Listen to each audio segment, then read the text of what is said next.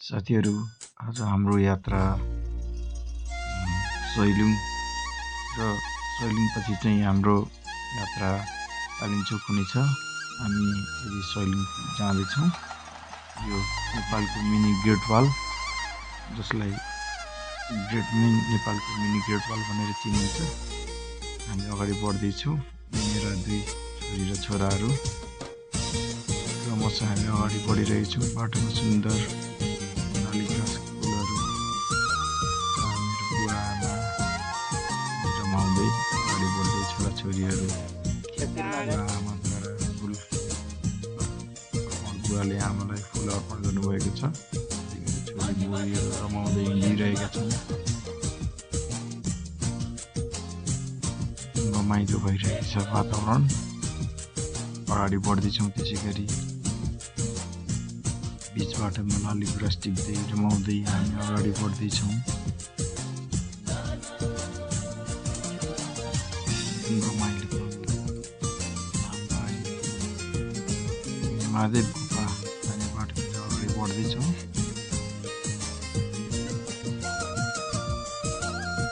बाटोमा एकदम रमणीय हामी अगाडि बढ्दैछौँ। फेरि उनीले चाहिँ यो लाली गुराँस फुल एकदम छोडेको छैनन्।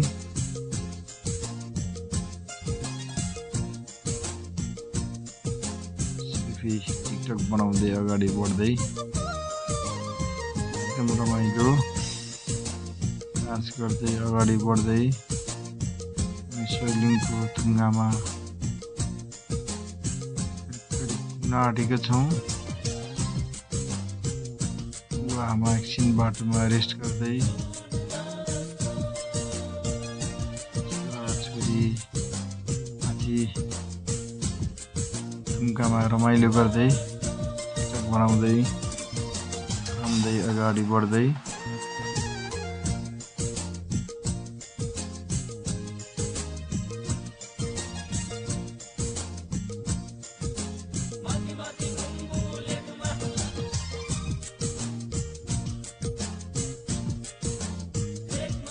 एउटा टिकटककै मस्तामा रमाइरहेछन् छोराछोरीहरू।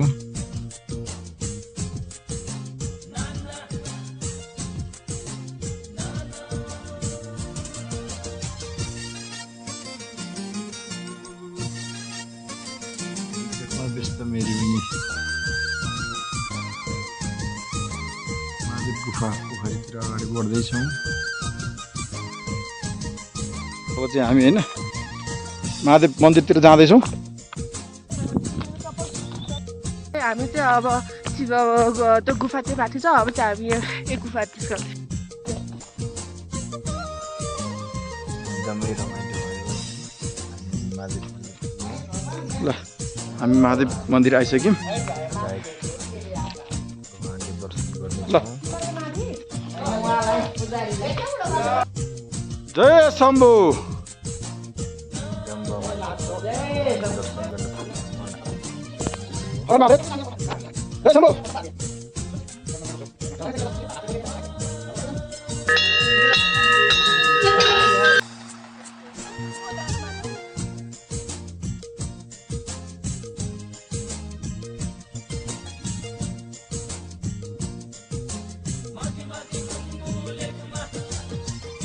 त्यसपछि हामी उकालोतिर लाग्दैछौँ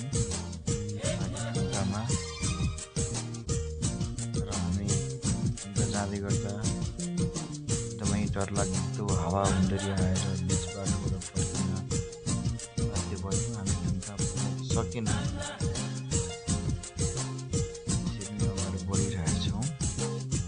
बाटोबाट फर्किनुपर्ने अवस्था आएको थियो। हामीलाई यहाँ जाँदाखेरि ठुलो असिना हावा हुँदै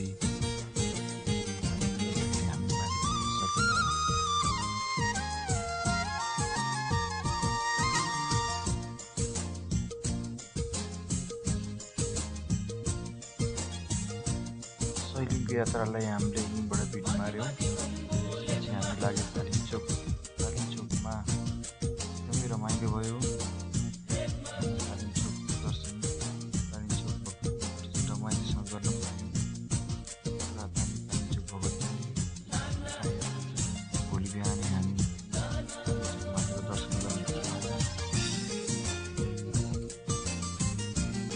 hello guys welcome back to my channel. आज चाहिँ हामी कालीचोक भगवती जान आँटेको अनि हामी चाहिँ केबल कारबाट जान आँटेको। अनि हामी चाहिँ केबल कारबाट जान आँट्यो नि त। अनि केबल कार लास्ट स्टेसन चाहिँ हुन्छ अनि स्टेसन चाहिँ अलिक अगाडि रहेछ।